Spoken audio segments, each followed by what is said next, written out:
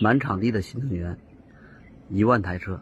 This is a field of over 10,000 Neta V Chinese EV cars that are rotting away.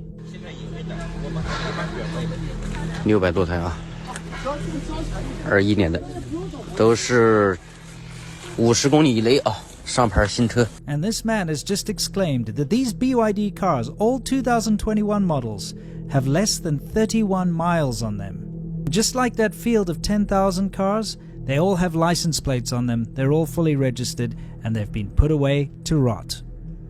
Yes, all of these cars have been left to rot. Why on earth is China throwing away entire fields of electric cars? By now, we've all heard that China's EV sales are outpacing the rest of the world. You'll see the headlines that say, China is now the leader in EV sales, and Tesla's got to watch out, and all this other nonsense. Well, guess what? It's true, the numbers are true, but what you're not taking into consideration is that China is the land of shortcuts and facades, and all of these cars that you're seeing in this field, well, they're counted in those numbers.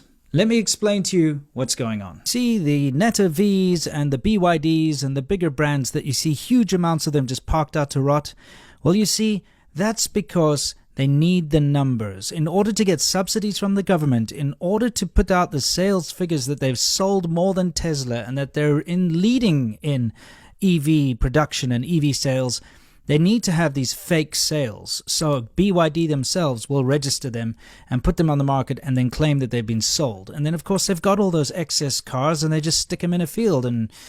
You can make history tomorrow. But there's a bigger problem. There are even more car graveyards. And that has to do with this stupid investment scheme. Let me explain. In China, very often you get these fly-by-night investment schemes. Someone comes up with a good idea like bicycle sharing, for instance. And guess what?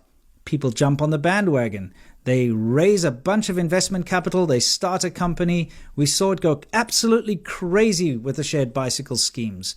We covered this on the China show where we showed these mountains of bicycles that had been discarded because the companies knew that if they pumped these bikes out, they'd keep getting investment. So they just kept pumping them out, even when it wasn't financially viable, because like a Ponzi scheme, you just keep getting your investment money in, and all of these bike companies pretty much shut down except for two. And a lot of the people that started these bike companies ran away with the investment money, never to be seen again. The bicycle sharing schemes kind of came to an end in late 2018.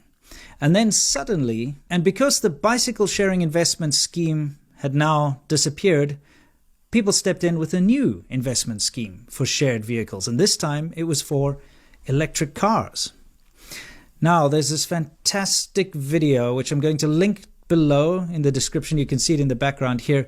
But there's a documentary filmmaker who went and took drone footage of the shared bikes. And he made this video called No Place to Place in 2018, where he showed all of these massive mountains of the shared bike failures.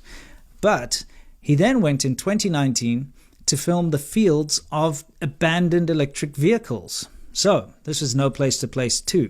And what you're seeing are these fields of shared cars. You see, the idea, like shared bicycles, would be that you have an app. And if you need a car, you can look in your app and see, oh, there's a shared car nearby, a shared electric vehicle. And you go and you unlock it with your app and you can drive to your destination and then lock it again. It's actually a very nice idea. It's not a bad idea at all. But of course, because it's all a money grab and it's a ridiculous scheme and a Ponzi scheme type situation in China, they just pump these things out without doing proper market research, without actually seeing if it was viable or not. And so the end result is fields and fields of thousands of hundreds of thousands of abandoned vehicles that are now going to rot. Now, this is where it gets insidious. These cars are electric vehicles. And that means they have batteries in them.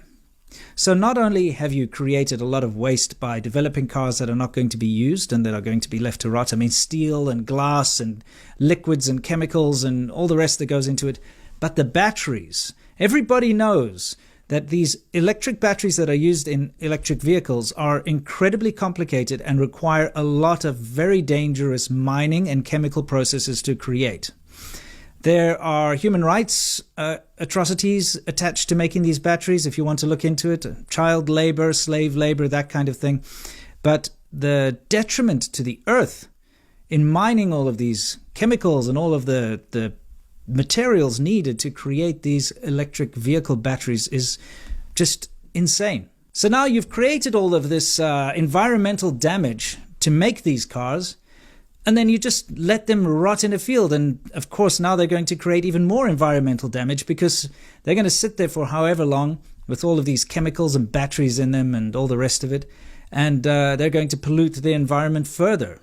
So it's like a double whammy. Not only have you damaged the environment making them, but now you're damaging the environment by discarding them. And this is where China tricks everyone. You see, you hear about their great green initiatives, this being one of them. Oh, look, China's really pushing forward in renewable energy and electric cars. And if you just read headlines and you look at the numbers, etc., you would think China's doing a very good job. But what you're not seeing is the fact that China is actually destroying the earth at a rate never before seen. So you have to look past the facade, and people still don't seem to get this. China is an opaque country.